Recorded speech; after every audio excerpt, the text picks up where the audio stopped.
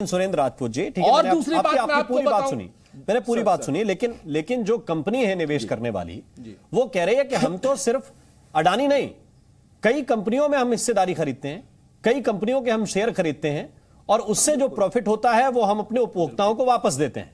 मैं सिर्फ अभी एलआईसी की बात कर रहा हूं। ठीक है, अगर वो कंपनी ये कह रही है कि हम नुकसान में नहीं गए हैं और हमें ज्यादा फर्क इसलिए नहीं पड़ता क्योंकि ये हमारी ओवरऑल वैल्यू का लगभग 1%, 0.88% है, तो आपको लगता है कि उस कंपनी की विश्वसनीयता बिल्कुल नहीं है? हमने तो एलआईसी की विश्वसनीयता पे तो कोई सवाल ही नहीं उठाया साहब। हम कहां एलआईसी की विश्वसनीयता पे सवाल उठा रहे? हम तो एलआईसी ने जो 38-40 हजार करोड़ रुपया लगाया है, अगर एक रिपोर्ट की वजह से मार्केट वोलेटाइल होकर वो 40 हजार करोड़ रुपया 88 हजार करोड़ रुपया हो गया था, अब मात्र 40 हजार करोड़ रह गया है। हम तो इस बात को कह रहे हैं, हम ये थोड़ी कह रहे हैं कि एलआईसी गलत है। हमने कतई एलआईसी के ऊपर कोई प्रश्न नहीं उठाया, हमने एसबीआई के ऊपर कोई प्रश्न नहीं उठाया। हम तो कह रहे हैं कि अडानी समूह की जांच क्यों नहीं? ये जो रिपोर्ट्स है, इस रिपोर्ट पे अगर हिंडनबर्ग गलत है तो उसकी जांच क्यों नहीं? अगर हिंडनबर्ग की रिपोर्ट सही है तो अडानी समूह की हम जांच की बात कर रहे हैं। किसी अपनी एजेंसी एलआईसी पर हम कोई आरोप नहीं लगा, नहीं, दो तरह की बातें हो रही हैं। आपके नेता दरअसल ये भी कह रहे हैं, मैं फिर वो आपका जवाब लूंगा, लेकिन आपके नेता ये भी कह रहे हैं कि सरकार के कहने पर एसबीआई ने लोन दे दिया। आपके नेता ये भी कह रहे हैं कि एलआईसी का पैसा सरकार के कहने पर निवेश करा दिया गया। उसका एक लाइन का जवाब दे देता हूं मैं आपको। दिसंबर 2013 में राममोहन भाई, आप अपने कागजों में चेक कर लीजिएगा, आप विश्वसनीय इंसान है, आप झूठ नहीं बोलेंगे, मुझे भरोसा है।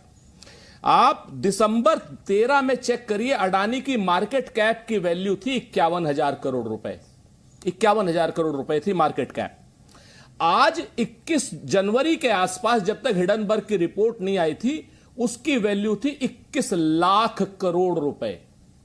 आप देखिए इस ड्यूरेशन में भारत की अर्थव्यवस्था कितनी बढ़ी, भारत की अन्य कंपनियां कितनी बढ़ी, भारत की क्या नाम अर्थव्यवस्था का साइज कितना बढ़ा। हमने 34 लाख करोड़ छोड़ा था, आज 43 लाख करोड़ हुआ है जी। अचानक से ऐसा कौन सा जादू की छड़ी हो गई कि 51,000 की जो मार्केट कैप है 21 लाख करोड़ की हो गई? अगर हम आरोप नहीं लगाए तो क्यों नहीं लगाए? ठीक, सारे के सारे एयरपोर्ट, ये शायद वही जादू की छड़ी घूमी है। बंबई का एयरपोर्ट सुभाष चंद्रा जी से पूछ लीजिए, जो 21 लाख करोड़ वापस 10 लाख करोड़ के आसपास आ गया।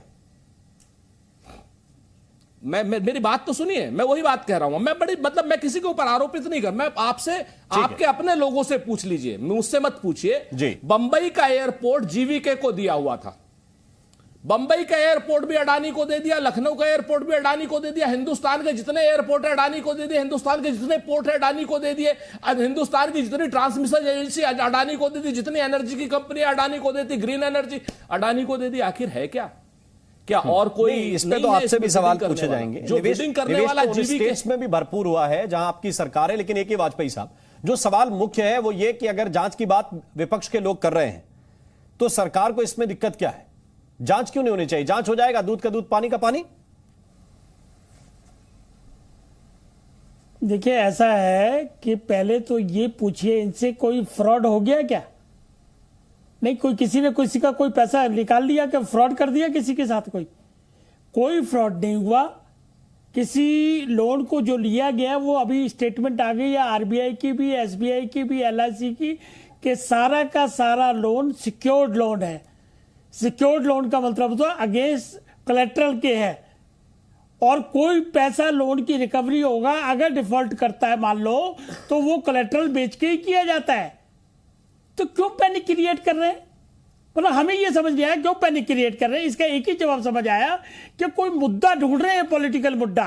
किसी भी इशू को जाने अनजाने में मुद्दा बनाने की कोशिश की जा रही है, जिससे मोदी के खिलाफ कोई कुछ कहने को, जनता के भड़काने को मिले। लेकिन वो ऐसा नहीं है, क्योंकि जो कंपनी 2017 में बनी हिंडनबर्ग, उसका काम ही यही है कि वो कंपनियों को शेयर नीचे लाती है, जब नीचे आ जाते हैं उसको खरीद लेती है और फिर उसको बढ़ा के बेचती है। वो यही काम है उनका। मतलब राइवलरी कंपनी है वो। मतलब हमें यही नहीं समझ आ रहा कि ये किस बात का मुद्दा बनाना चाह रहे हैं। पहले खुद तो क्लियर हो जाओ। जेपीसी कर रहे हो, कोई आपने चार्जेस लगा रहे हो कोई? यह हिंडनबर्ग की रिपोर्ट मेरे हाथ में है, इसमें चार्जेस क्या है देख तो लो जरा।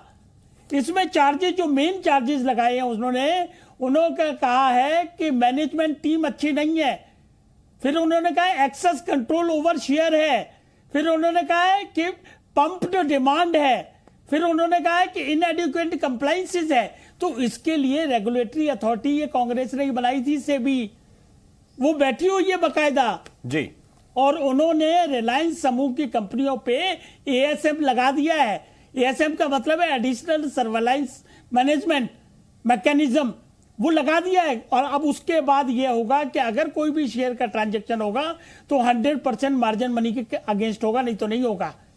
मतलब प्रिलिमिनरी इंक्वायरी तो करेगी ना।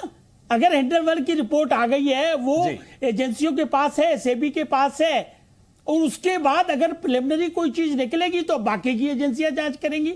ठीक है, सिस्टम तो यही है। करना चाह रहे हैं इन्होंने राजपूत हर्षद साहब, मेहता का जब कांड हुआ था तब क्या किया था? लेकिन आप देखिए, एक ऐसी पार्टी के नेता हैं जो सामान्य कहावतें समझते हैं। एक कहावत ये थी जो हम सुनते आए कि कौओं के कोसने से पशु नहीं मरा करते, ढोर नहीं मरा करते। लेकिन हिंडनबर्ग की रिपोर्ट आई, उसके बाद नुकसान इतना बड़ा हुआ है कि जो ओवरऑल वैल्यू थी, मार्केट कैप था कंपनी का, वो लगभग आधा हो गया।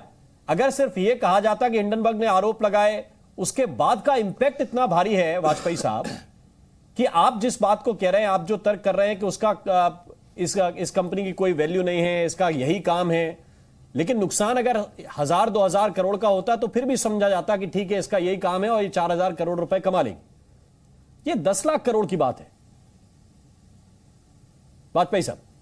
नहीं, उसका जनाब ऐसे है कि उसका जवाब ये है कि शेयर मार्केट में यही चलता है, शेयर डाउन आते हैं, अप जाते हैं, डाउन आते हैं, अप जाते हैं, यही तो शेयर है। और क्या है, उसी का शेयर वैल्यू ऊपर नीचे ही तो होती है। आज अगर इनकी वैल्यू नीचे आई है, इनकी सारी कंपनियां रनिंग कंपनियां हैं, प्लीज अंडरस्टैंड, सबको जानकारी होती है, सारे बैलेंस शीट पढ़ते हैं, उसके बाद शेयर खरीदते हैं और जानबूझकर खरीदते हैं और रिस्क इन्वॉल्व होता है, ये भी पक्का है। तो अगर शेयर मार्केट में शेयर ऊपर नीचे हो गया 2 दिन के, 4 दिन के लिए, 10 दिन के लिए, तो उससे क्या फर्क पड़ने वाला है? वो तो जो हम शेयर खरीदे हैं। अजीज खान साहब समाजवादी पार्टी से हमारे साथ जुड़े हुए हैं। फिर सुरेंद्र राजपूत जी आपके पास लौट के आता हूं तुरंत, लेकिन पहले सुरेंद्र जी, ठीक है।